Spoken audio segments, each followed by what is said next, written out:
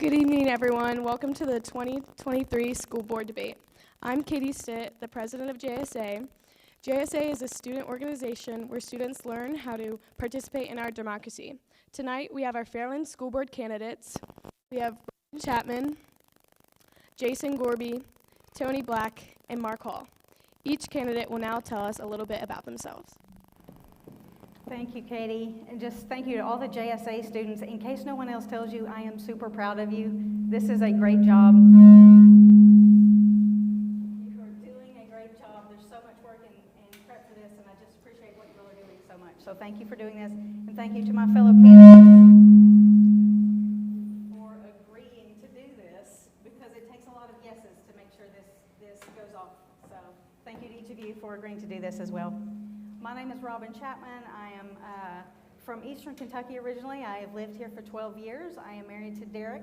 I have two boys in middle school. Jack is in the 8th grade and Max is in the 6th grade. I am a writer by trade. I currently write books and blog posts mostly, but I have a degree in journalism from Marshall University. I spent 17 years working at the Herald-Dispatch, and then I switched over into grant writing. And I have grant writing training from the Institute for Strategic Grant Funding and from Ohio University. So hopefully those will help me in my quest to be on the school board. Thank you. Hi, I'm Jason Gorby.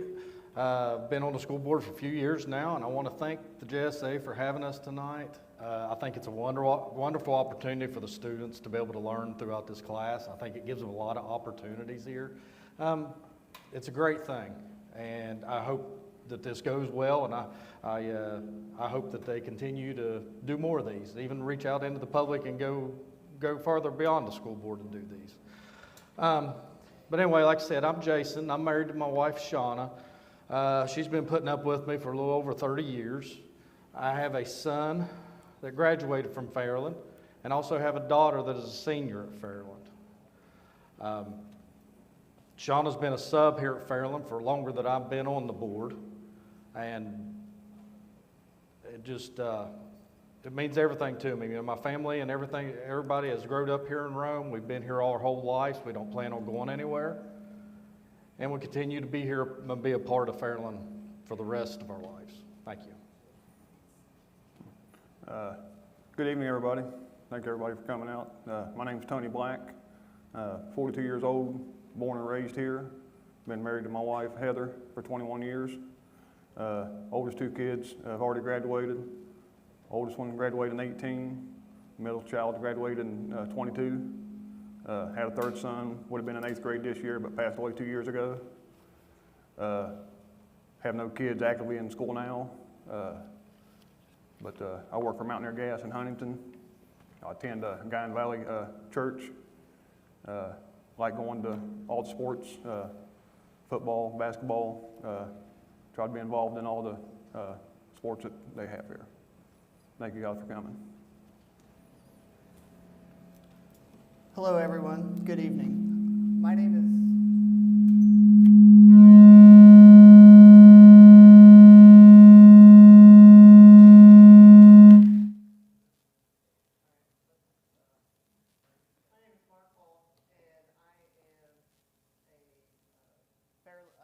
resident since 2009. I've been in the district since 2009. I grew up in a small town called Kirksville, named Kirksville, Ohio. It's about 2 hours away.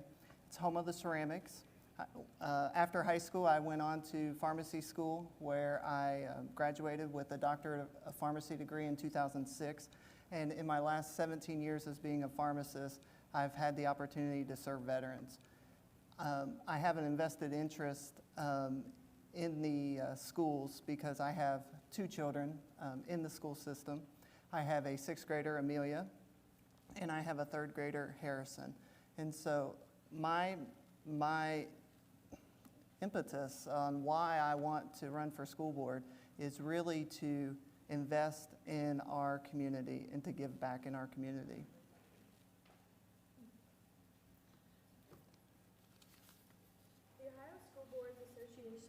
States that the role of the school board is to act as policymakers for the district. to act as an advisory board for the superintendent, and to engage with the community in order to build support for the district initiative and address collective concerns. What do you perceive to be the 3 biggest issues in our district? How do you envision fulfilling this role as a school board member, and what does this look like for you in practice? Ms. Chapman, would you start? Sure. My top 3 issues, I think, are funding, communication, and teacher training, retention, and support. Again, I have grant writing training, which I believe will be of some assistance in just researching grants, helping to construct the grants, that sort of thing. So I believe that'll be a big benefit. Communication, I have, again, training in this area. Communication is a key in terms of having any success at anything we want to do. We have to be able to properly communicate with the community, with each other. If we want to proceed on grants, we have to communicate well. So those are key issues that I want to work on and believe I have training to work on. I also want to hit hard on training and support for teachers. I want to make sure that teachers are our biggest resource. If we're not supporting them the best way we can, then we're going to struggle no matter what we do. So I want to see us be able to offer consistent training. I want to see us be able to listen more, to find out what their issues really are. I don't know what the issues are when I'm not in the classroom all the time. They are the ones who are in the classroom and know those things. So I would like to see us have regular communication with them to see what those particular issues are and the things we can do. I would also like to be able to see us continue our PTO efforts and take those on up to middle school and high school. Currently, they're just at the lower grades. I would like to see that continue, and certainly I have some interest in helping to facilitate that or figure out what we need to do to make that happen. But I believe that's a real opportunity for additional support that we could tap into pretty easily. Thank you. Mr. Gorby? Yeah, so my 3 issues that I think the biggest issues I think will be funding, teacher staff shortage, and the stadium. Stadium always comes up, this part of the end of the year. So I'll start there and I'll work backwards. It's, it's one of the oldest stadiums in the state of Ohio that hasn't been updated. And it's time, it's time that we need to look into stuff and think about what we need to do and look into some programs to see what we can do to update that. The teacher staff shortage, it's not here just at Fairland, so I want to address that. It's across the United States. We've hired several new teachers, several great staff, and we need to continue doing that. But it's got to be controlled at a federal level also. We don't have people going into teaching anymore. And then the funding, of course, we need to look into a levy, and then we need to ask the community to step up and help us with them parts. Thank you. Mr. Black? Okay, you guys are probably going to hear this from all of us. One of them's funding. Funding will probably solve just about all the issues. Another one is, like Jason said, the athletic complexes. Not only the football, but the baseball. They have no light, they can't play no night games. All the athletic fields. And like Robin said, communication. But communication needs to come both ways. It needs to come from the public. If the public needs to address something, they need to come to the board and address it. If the board, needs to speak with the public, and let them know what's going on. Keep an open line of communication between everybody. With communication, and someone can't say, well, I didn't know. Well, if you don't know, you didn't ask. So those are my 3. Mr. Hull? So my top priorities that I see facing our school system is academics for our students and ensuring that our teachers are highly qualified and have the support that they need to deliver the curriculum. Supporting them to get creative, to really think outside the box like this event and really go beyond for our students.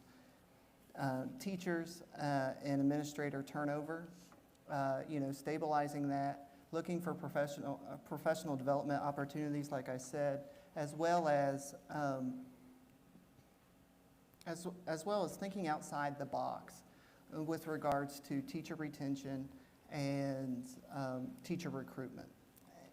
And then obviously the funding issue, looking at all options. And I envision doing this by being a servant leader. And that's my time. You'll find that that'll happen a lot. Okay, thank you, candidates. Moving on to our next question, Mr. Black. The Ohio Department of Education releases annual report cards that provide a snapshot of our district regarding achievement. It addresses not only specific state testing achievements, but other measures that account for success in our district. One of those metrics is chronic absenteeism. Current district policy does not address this metric due to our number of allowed excused absences. How do you view attendance as it correlates to achievement, and how do you plan as a board member to support teachers and principals as they work to engage parents in the community to place an emphasis on education, which will address not only this metric, but other areas where improvement is needed? Okay, I'll be with the absentee. Find out why the child is absent. Is it the home life? Is there something else going on? Could be just a kid being rebel. It could be they don't have parents at home to make them go to school. I believe the teachers, should check in on the students and try to find out why they're not coming and see if there is any kind of help they can offer them if there's a situation that at home that they need help with. If it's just a child being rebellious, then that needs to be dealt with, accordingly that way.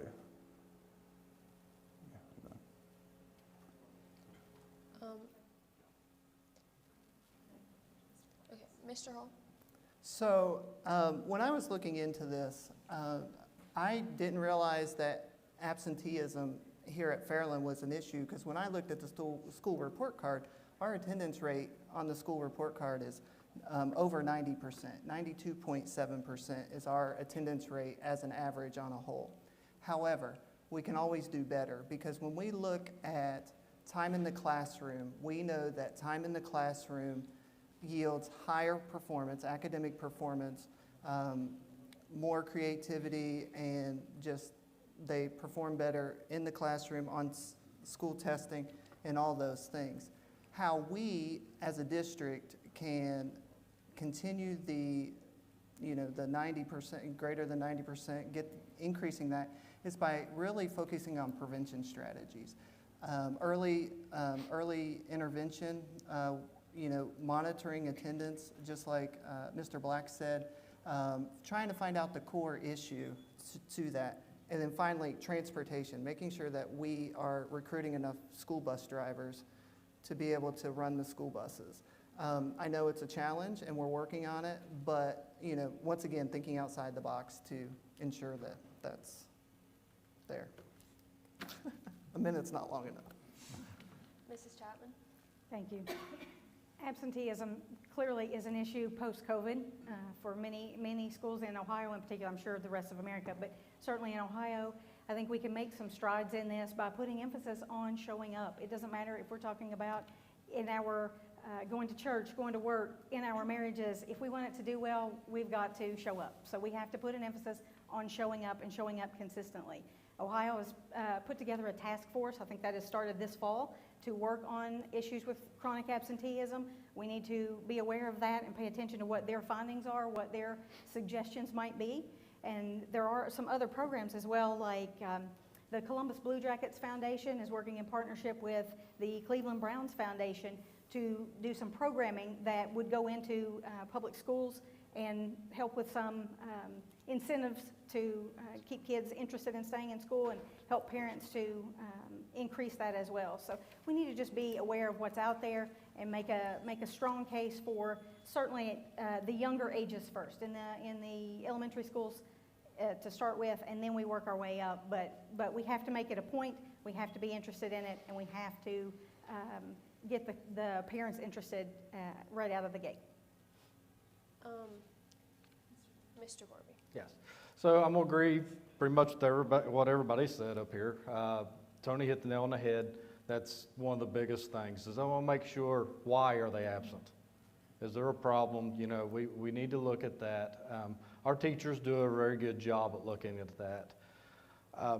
We have to also give the teachers and administrators and stuff the ability to train outside of that and to go to these homes and to go to these classes like Robin mentioned and update themselves on these.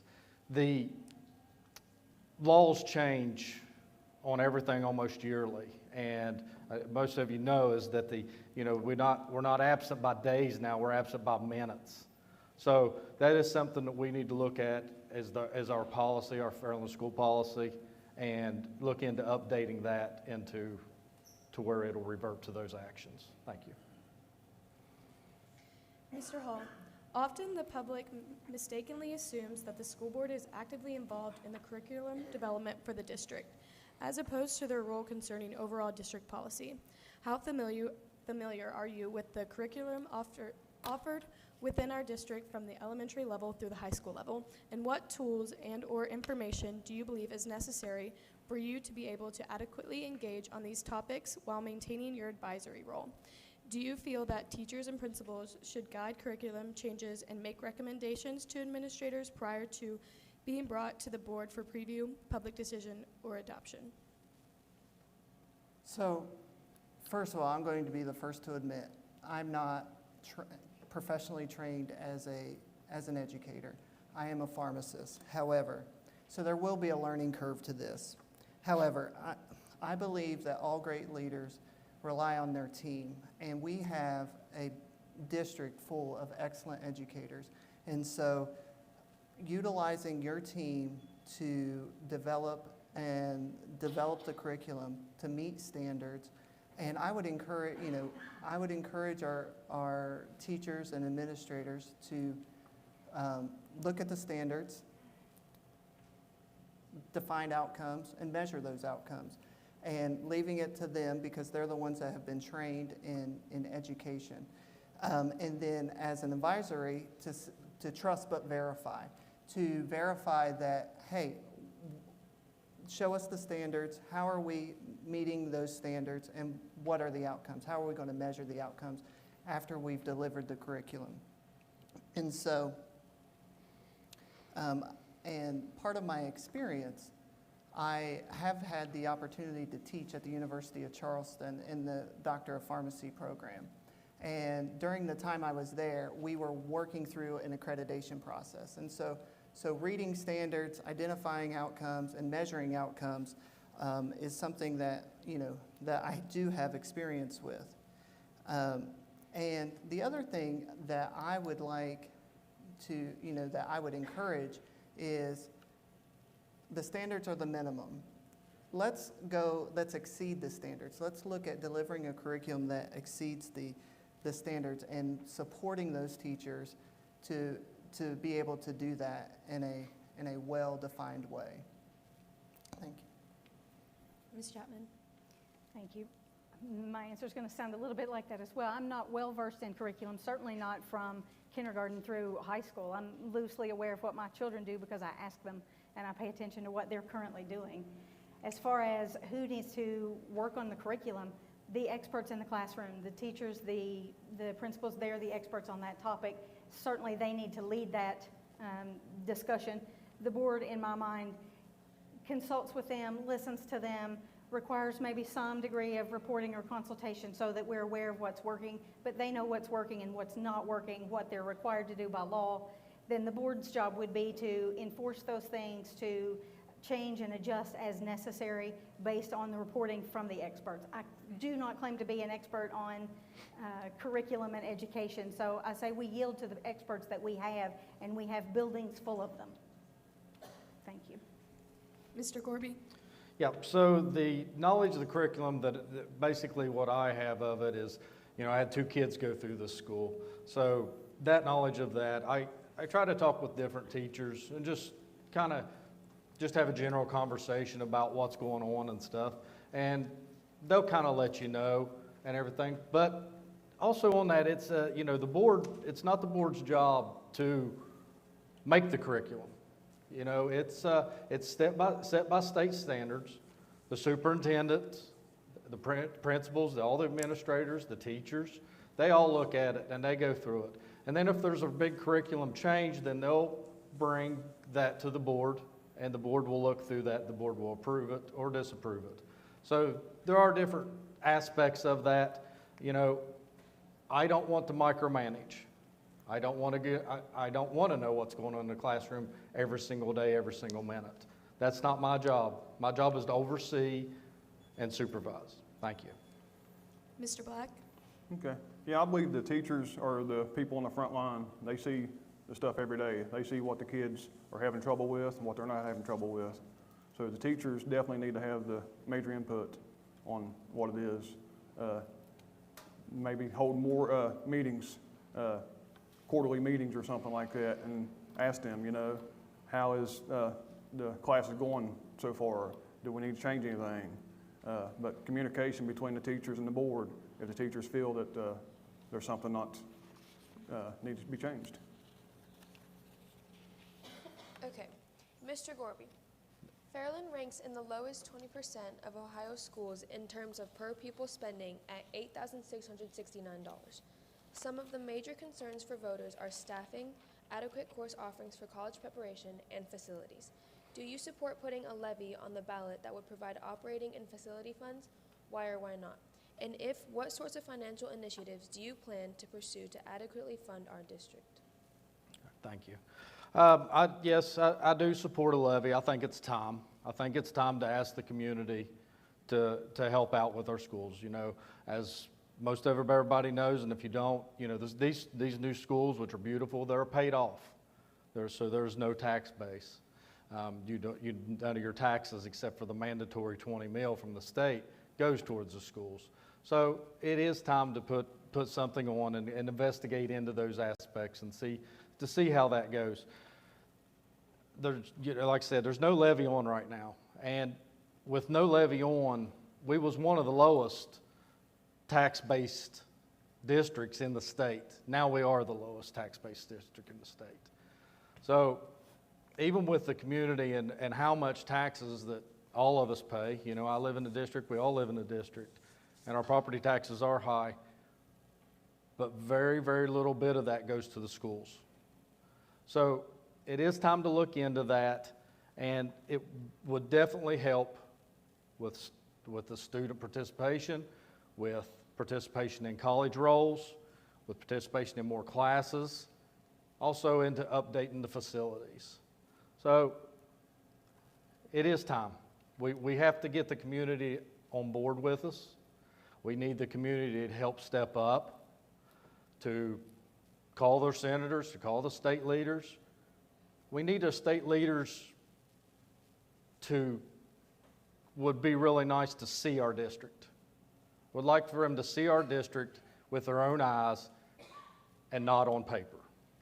Thank you. Mr. Black? Okay. Yes, I'm in favor of a levy also, but I believe you need to communicate with the public. Let them know why you need a levy.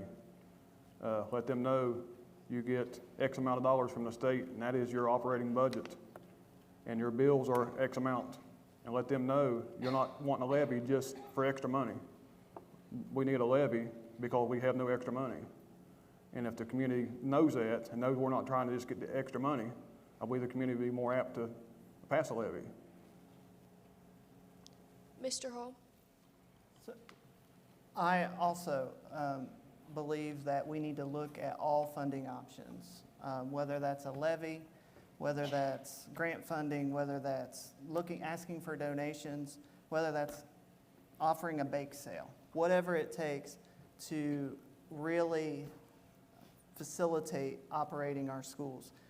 I believe that we need more engagement with our community and communication with our community, because whenever anybody's spending money, they look at it as an investment and they want a return. Personally, I want a return on investment. I want to know that if I put up more money, that it's going to have a return. And so by maintaining communication, understanding what this money will be going for, building relationships with businesses and our community will make it easier to, nobody wants to just spend money. Mrs. Chapman? Thank you. Yes, I support a levy. Not only do I support it, I would vote for it. There is no bigger return on investment than education. And the American school system is built on taxpayer dollars. That's how it works. That's what we're going to need to do to ultimately progress the way we want to progress. As a grant writer, we're handcuffing ourselves by not doing that because we're not exploring all the options. If we begin to put that on the table, even if it gets turned down, you can work with that as a grant writer because we've pursued the options. If we don't pursue all the options, we're stuck. So if we don't make the effort and we don't consider putting a levy on the ballot, I don't see, we can finesse some things in the short term, but I don't see a long-term viable solution that does not include a levy. Thank you. Mrs. Chapman, on the topic of finances, the Fairland budget is a public record accessible to anyone who files the necessary request. How familiar are you with the Fairland School District operating budget, and how do you view the role of the board in working with the superintendent and treasurer to build a budget that is functional for our district, addresses needs, maintains balance, and ensures our district operates in the best interests of the students? I have researched a little bit and have seen some numbers from the budget and the forecasted budgets for the next few years as well. I believe the board's job is to certainly oversee that. We've got to work and make sure that the superintendent and the treasurer are doing the best job, being efficient with the funding that we have, making sure that our priorities are set in terms of how we're spending the dollars that we have.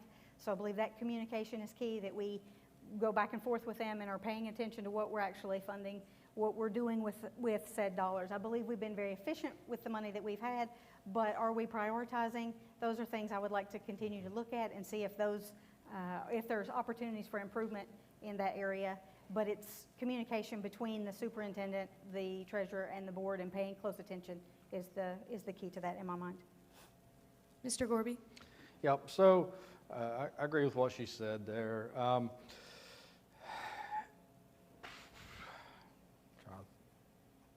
Well, we need to keep a close eye on our checks and balances.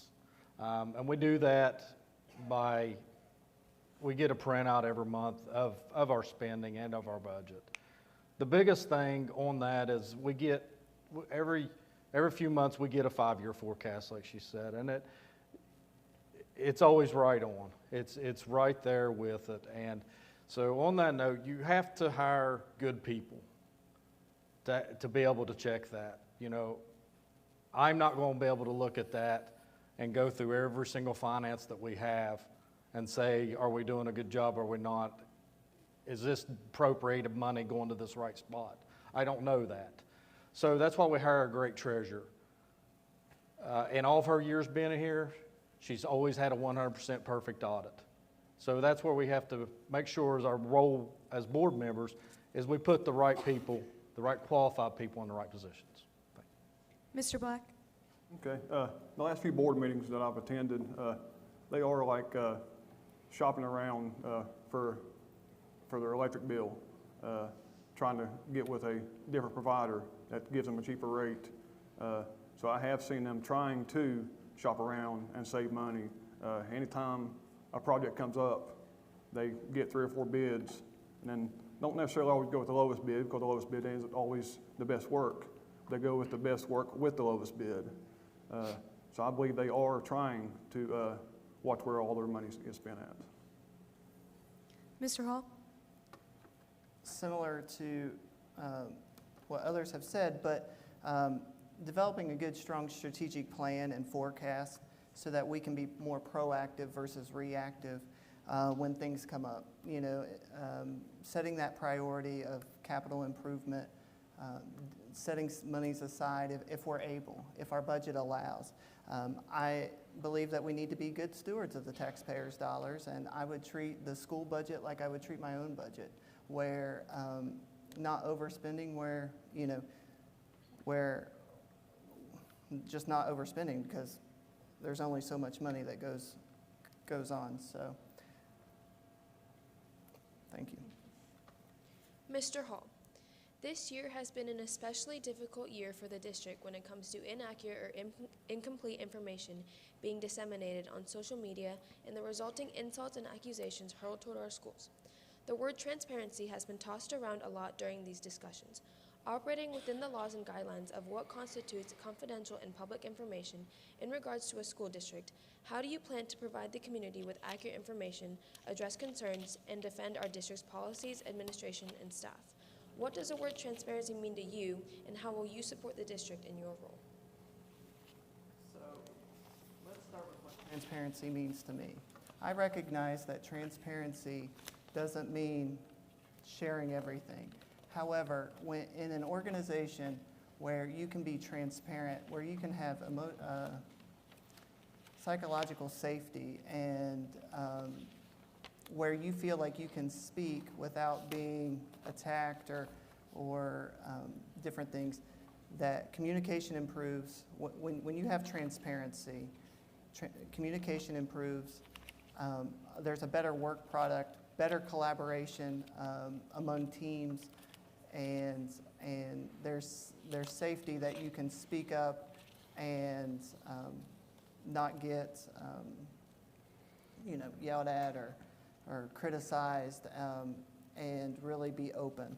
So as far as I work in an environment where we are allowed to be authentic and very transparent, and our work product is so much better because of it. As far as the plan to provide community with accurate information, we need to be able to control the narrative. That's Robin's term, and I've stolen it.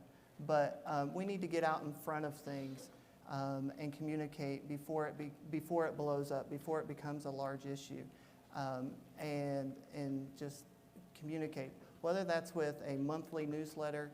When I've been knocking door to door, I've had lots of families ask me about streaming the school board meetings. I know it's been done in the past and it's stopped, but that's something that we can look into as far as to open things up and just talking about the good things that our school system is doing and controlling that narrative. Ms. Chapman? Thank you. Transparency, to me, doesn't mean anything without trust. If we don't trust what you're saying, you can be as transparent as you want. You can tell me to come ask you all the questions, but if I don't trust you, it doesn't matter what you say to me. So I think the job here is to build trust. I believe that we build trust by having timely, direct, accurate communication in front of objects, in front of issues, in front of situations, rather than reacting to everything. Yes, as Mark said, controlling the narrative, but we need to be proactive in how we're doing that. When we have issues, instead of letting the general public fill the void with whatever they choose to fill the void with, we need to be on the front end saying, these are the issues, this is what's happening, this is what we're doing, why we're doing it.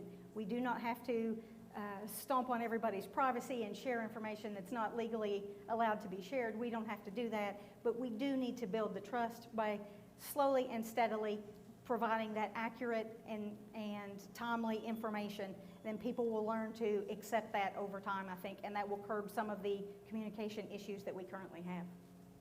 Mr. Gorby?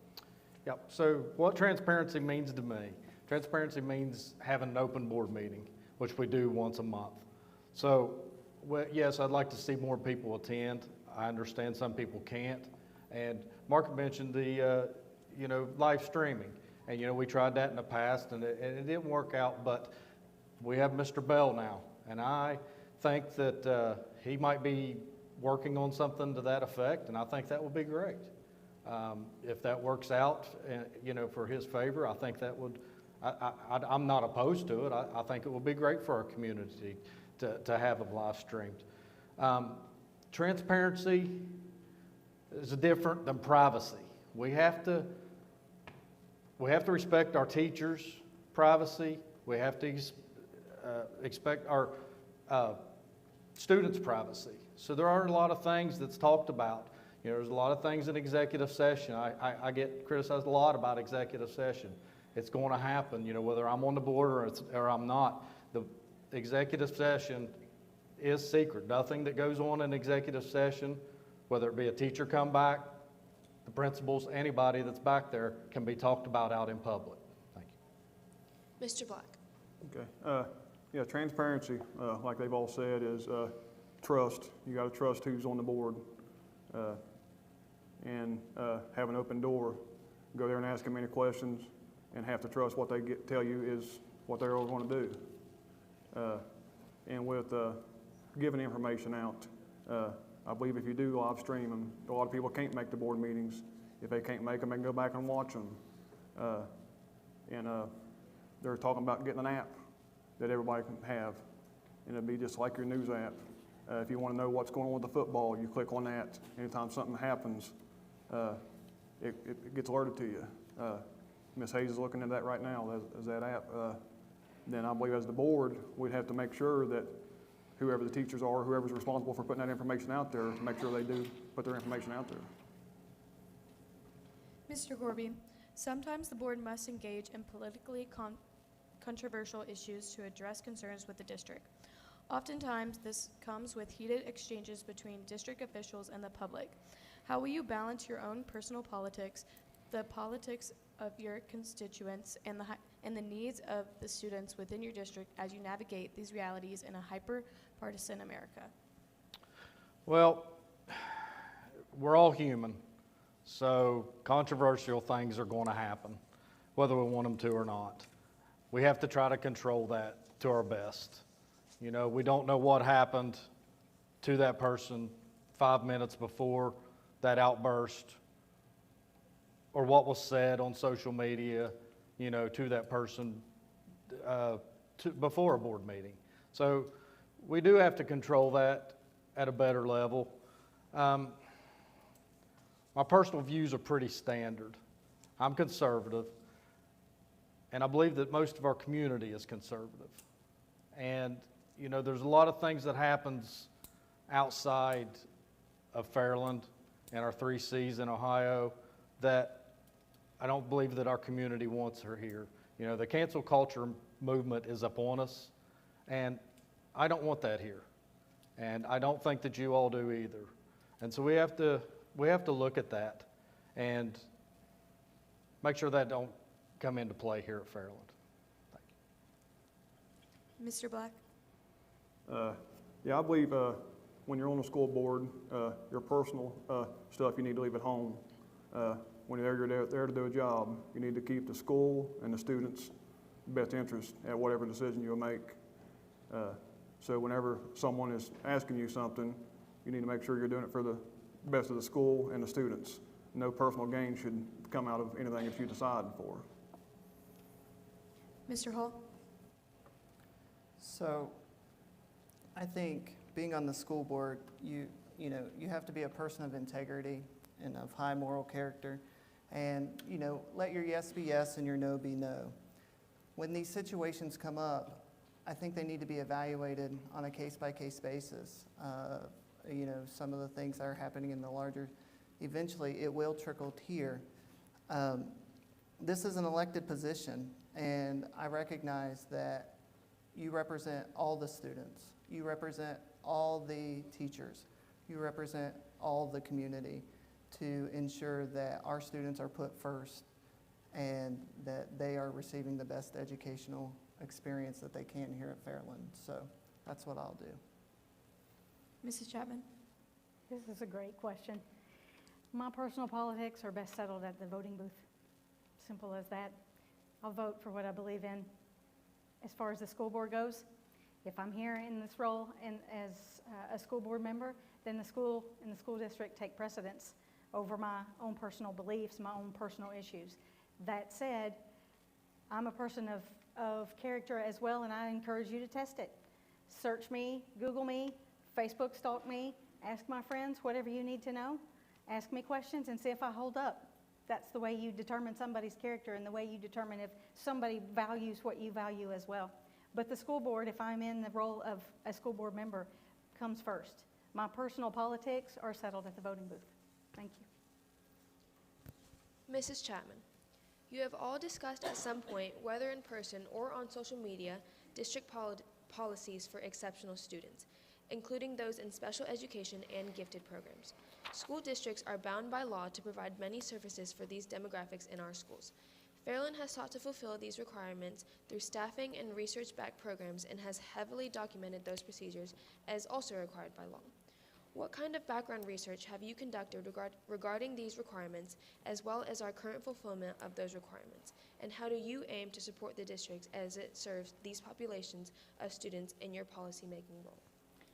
My research on this topic, as I do not have children who need special ed services, nor do I have gifted children that I'm aware of. My research is simply talking to parents and staff members about how they feel their needs are being met. Most of them, to my knowledge, believe those are fairly well met, but there are room for improvement. I believe that as a board member, we need to ensure that all the students, regardless whether it's these two populations or any other population, is getting the needs met to the best of our ability. So we need to be diligent in making sure that those things are happening, that we are following any leads that are pointing otherwise, and that we need to stay on top of that at all times.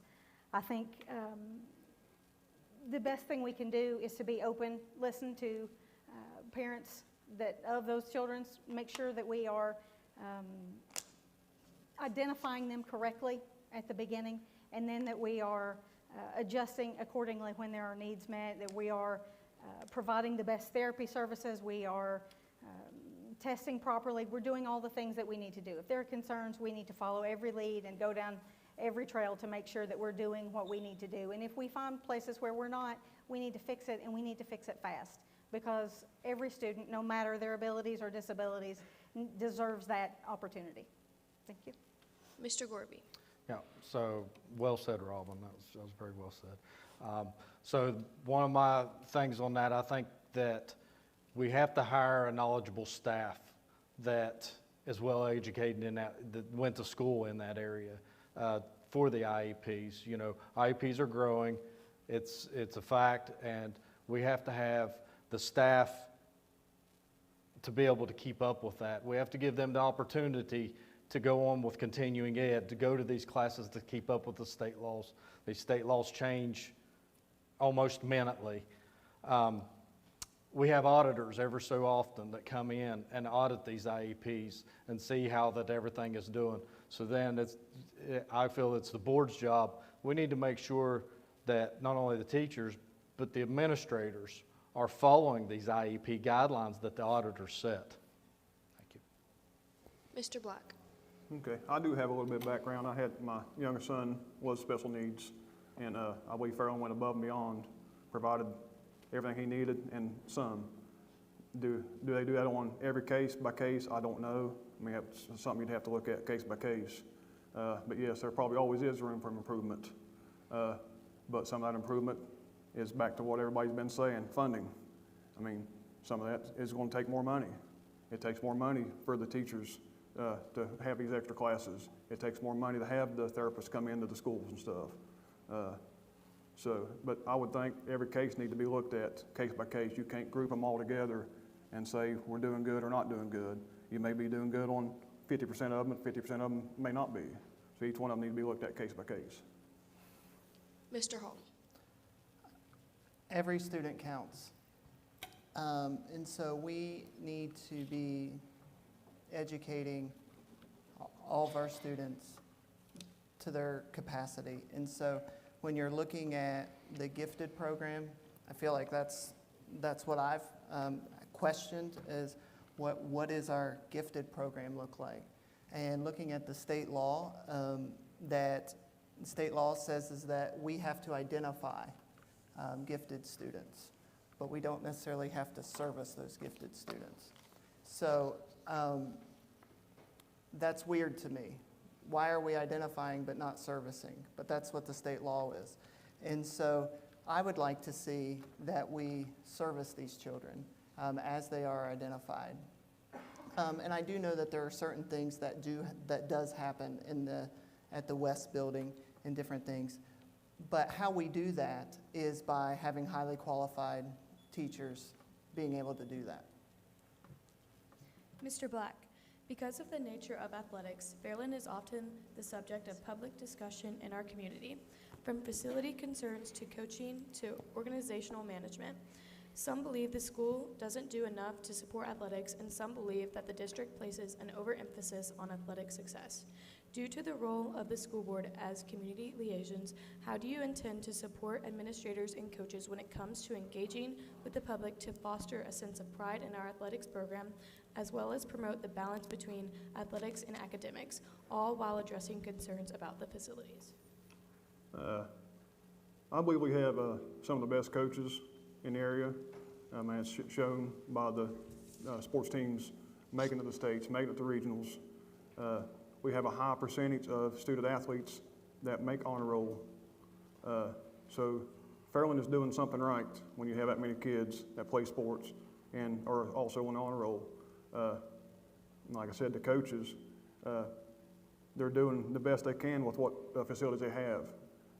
You've got high school football coaches and all the way down to youth league football coaches going out and making sure the football field is ready to be played on.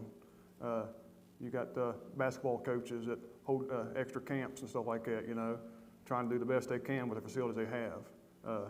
It's the hand they dealt, and they're dealing with what they can deal with. Mr. Hall? I believe that this is where, you know, strategic planning comes in. Academics needs to be first and foremost, but building community relationships and trust.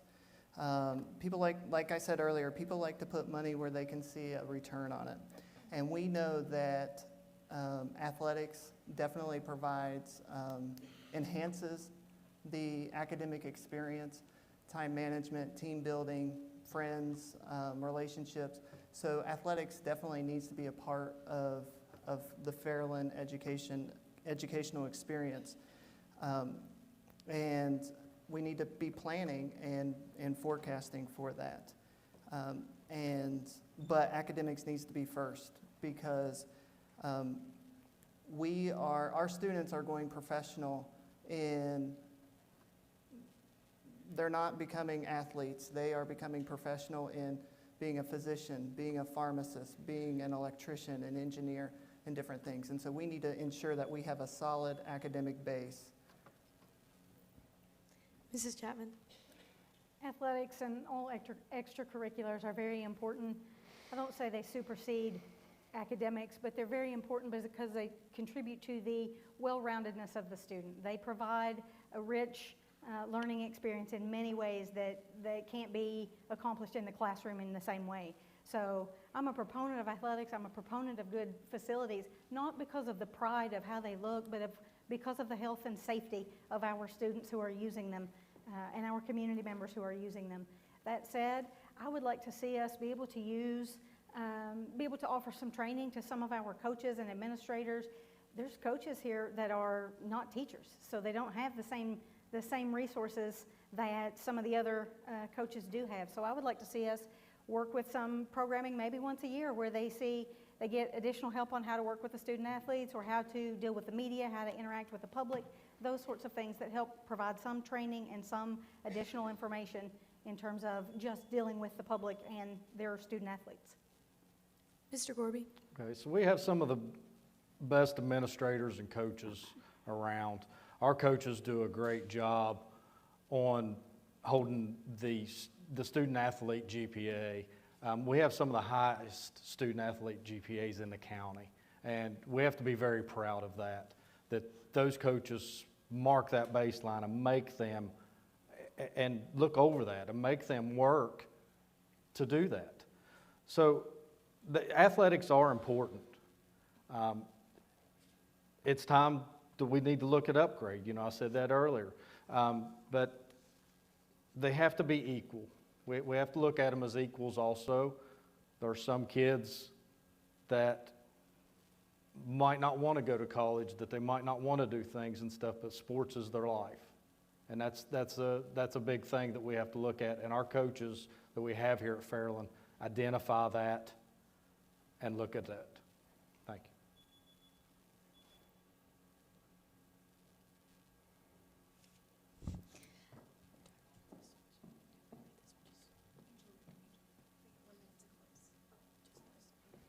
Now we'd like to offer each candidate 1 minute to close.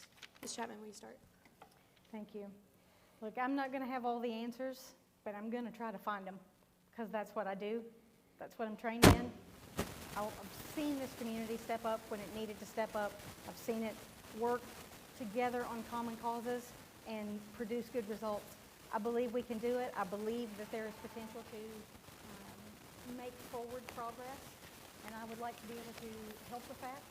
I would like to simply give it my best shot and see if we can make some sort of difference. I believe with every fiber of my being that I can do that, and I encourage you to consider all the things that you have heard me say, research me, and see if you feel the same. If you do, I would appreciate your vote. Thank you. Like I said before, I'm an open book, so if anybody has any questions, comments, anything, I'll talk to anybody about anything, pretty much about any time.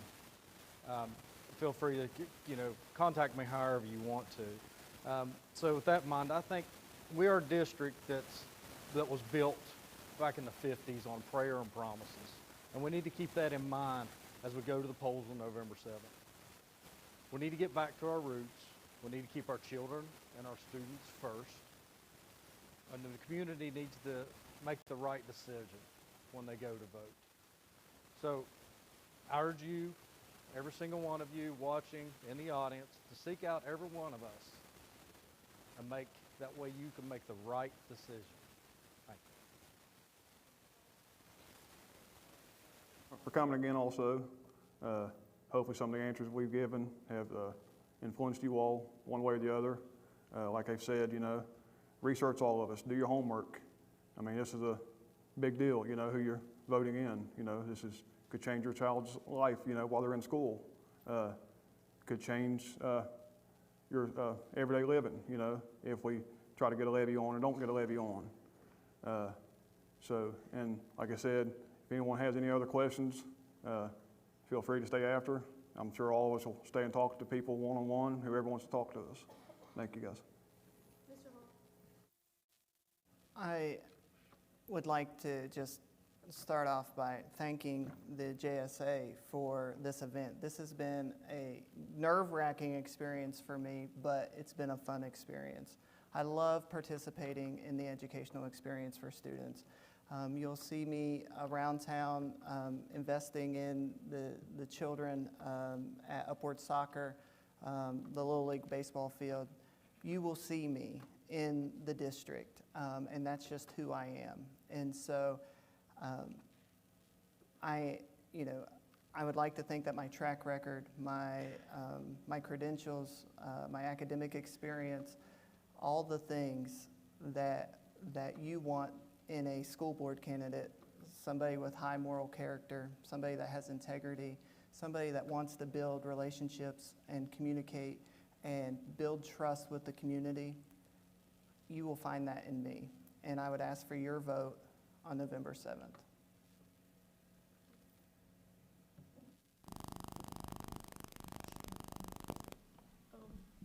And that concludes the 2023 school board debate. Thank you, candidates, for participating, and thank you to those attending in person and those watching at home. Please remember to vote for your school board members on November 7th, and feel free to enjoy the refreshments we have on hand. Thank you.